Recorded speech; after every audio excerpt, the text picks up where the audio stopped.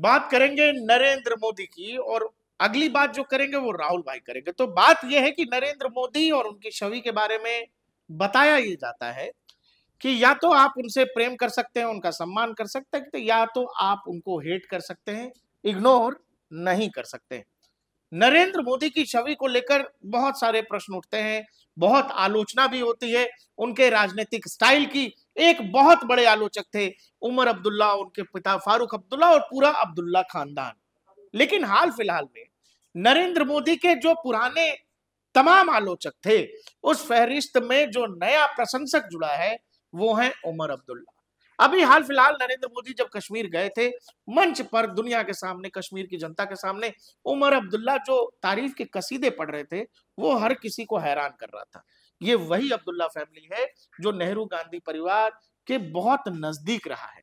बावजूद इसके, वो सोनिया गांधी जो एक वक्त पे जब नरेंद्र मोदी गुजरात में सीएम थे, तो घंटों बिठा करके रखा सीबीआई ने सिटिंग चीफ मिनिस्टर को, तरह तरह से प्रताड़ित करने की कोशिश की गई। वो नरेंद्र मोदी के नए फैन हो गए उमर अब्दुल्ला। राहुल भाई, क्या लग रहा है इतनी सारी चीजें होने के बाद तिरंगे में को हटा उठाने वाला कोई नहीं रहेगा, धारा 370 को छू दिया तो कोहराम हो जाएगा, वो सब कहने वाले उमर अब्दुल्ला कह रहे हैं कि मोदी जी जैसा कोई है ही नहीं। अब देखिए, बात बिल्कुल सीधी सीधी सी है। आप सत्ता में हैं, लेकिन आप जो करना चाहते हैं वो कर नहीं सकते। कैसे करेंगे? जम्मू और कश्मीर केंद्र शासित प्रदेश है, और जब चुनाव जम्मू और कश्मीर में चल रहे थे तो ये उनके घोषणा पत्र में था कि हम पूर्ण राज्य जम्मू और कश्मीर को बनाएंगे। अब उसके बाद में कई बार मीटिंग्स कर चुके हैं देश के गृह मंत्री अमित शाह से, कई बार मिल चुके हैं मोदी जी से, कई बार बीजेपी के बड़े नेताओं से मुलाकात कर चुके हैं। बात सीधी सीधी सी है, क्योंकि अभी तक आप देखिए जम्मू और कश्मीर का जो इतिहास रहा है, वहां 3 परिवार का दबदबा रहा। गांधी परिवार, नेहरू गांधी परिवार, अब्दुल्ला परिवार, मुफ्ती परिवार। इन्हीं के इर्द गिर्द वहां की सियासत घूमती रही। और नरेंद्र मोदी ने कहा कि नहीं, परिवार के इर्द गिर्द राजनीति नहीं घूमेगी। अब देखिए ना, उनकी जो चुनावी रैलीज आप निकाल करके देखेंगे, उनके भाषण आप देखेंगे, तो उन्होंने सीधा सीधा इन 3 परिवारों को टारगेट किया पूरे चुनाव में, और ये कहा कि कश्मीर को खासकर इन 3 परिवारों के उनका जो दायरा है उससे बाहर निकालना। और यही कारण है कि वहां जब पंचायती इलेक्शन वगैरह हुए, उसमें लोकल तमाम लीडर्स निकल करके आए अलग अलग जगहों से, जहां चुनाव नहीं होने दिए जाते थे, जहां लोग वोट डालने नहीं जाते थे, बहिष्कार करते थे।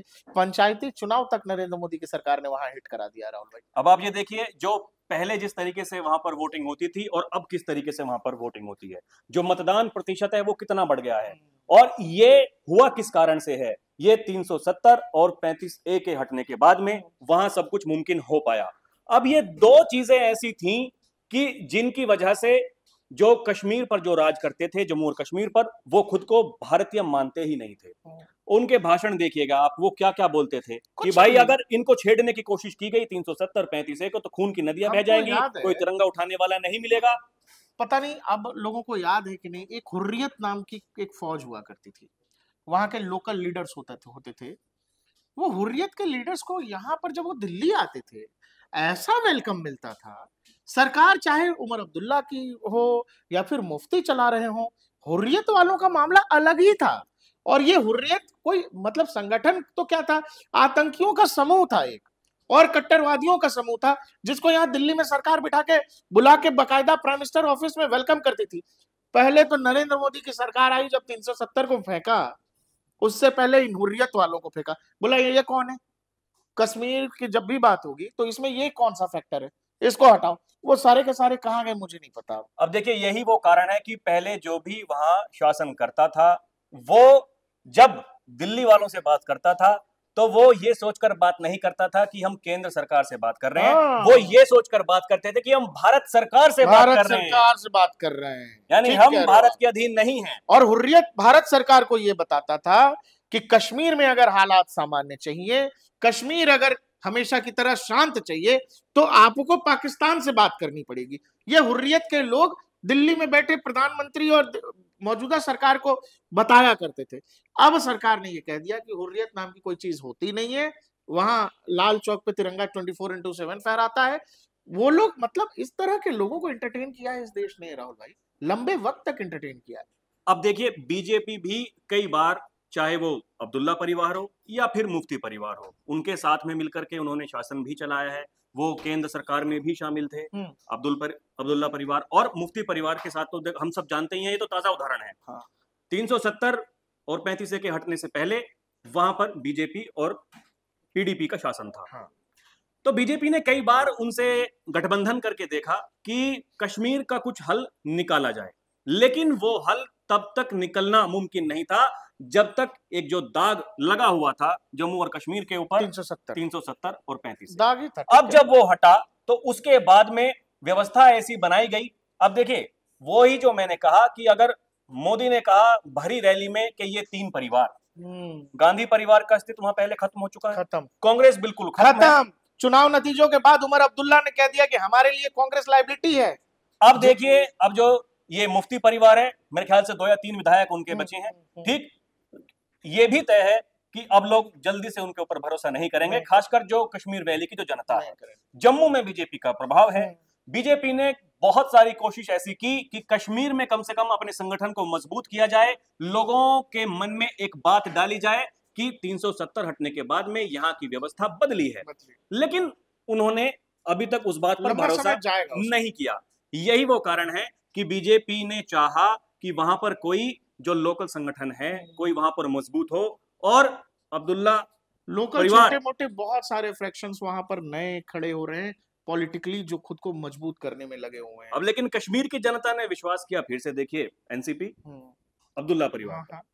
तो ये अब साफ साफ दर्शाता है कि वहां क्या चल रहा है। और उमर अब्दुल्ला, मुझे लग रहा है राहुल भाई बहुत स्मार्ट पॉलिटिशियन है। वो इस बात को समझते हैं कि हमेशा केंद्र सरकार से लड़ने में कोई समझदारी नहीं है, या लड़ते दिखने में कोई समझदारी नहीं है, और वो भी तब जब आप जम्मू कश्मीर जैसे राज्य के चीफ मिनिस्टर हो। वो देखिए ये बात भली भांति जानते हैं कि वहां पर खुद वो मीडिया के सामने कह चुके हैं।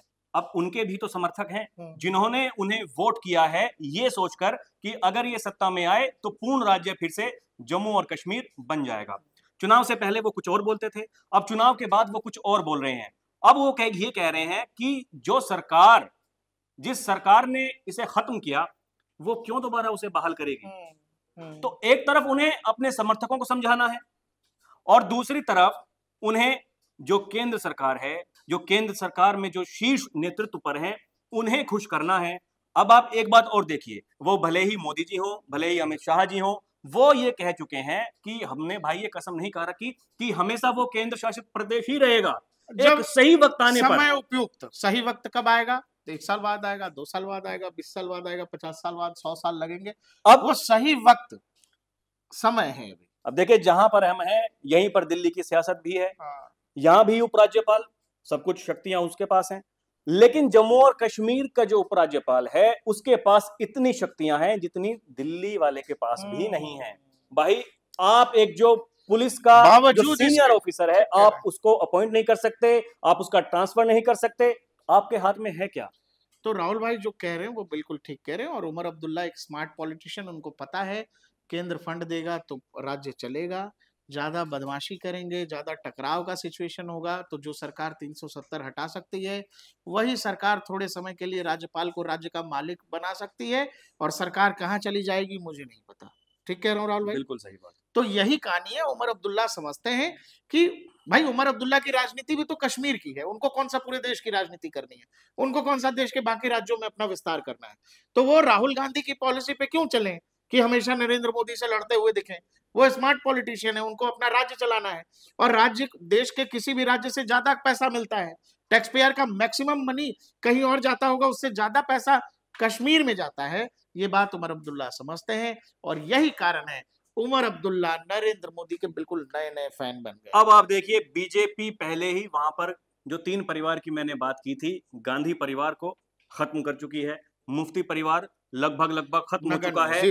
अब अगर मुकाबला किसी से है तो वो अब्दुल्ला परिवार। अब टारगेट में और केवल अब्दुल्ला परिवार ये समझता है, अब्दुल्ला परिवार बहुत बेहतर समझता है, पिता पुत्र दोनों, कि टकराने का अंजाम राजनीति में मौजूदा दौर में क्या होता है। उन्होंने शरद पवार को देखा है, उन्होंने शिवसेना वाले उद्धव ठाकरे को भी देखा है, और ऐसे न जाने कितने सारे राजनीतिक उदाहरण हैं जो उनको समझ आ रहा है। और कांग्रेस की हालत देख लो आप, कांग्रेस की भी खुद की हालत कैसी है। उनको पता है कि कश्मीर की पॉलिटिक्स करनी है, ज्यादा देश से मतलब है नहीं, तो कश्मीर कैसे चलेगा, कश्मीर वैसे ही चलेगा जैसे केंद्र चाहेगी। राहुल भाई, अब देखिए, यही केंद्र के हिसाब से उन्हें चलना पड़ेगा। अगर उन्हें अपना अस्तित्व बचा के रखना है तो उन्हें जिस तरीके से जो देश की केंद्र सरकार कहेगी उसी हिसाब से चलना पड़ेगा। वो बार बार, अभी तो देखिए ये शुरुआत है, उन्होंने पहले इंडिया गठबंधन पर सवाल उठाए, फिर मोदी जी की तारीफ की, और ये सिलसिला अभी चलता रहेगा। अभी तो नई नई सरकार है, कम से कम 5 साल तक तो सरकार अब जब चुनी गई है तो वो रहेगी, और 5 ही साल तक केंद्र में मोदी की सरकार रहेगी। यही वो कारण है।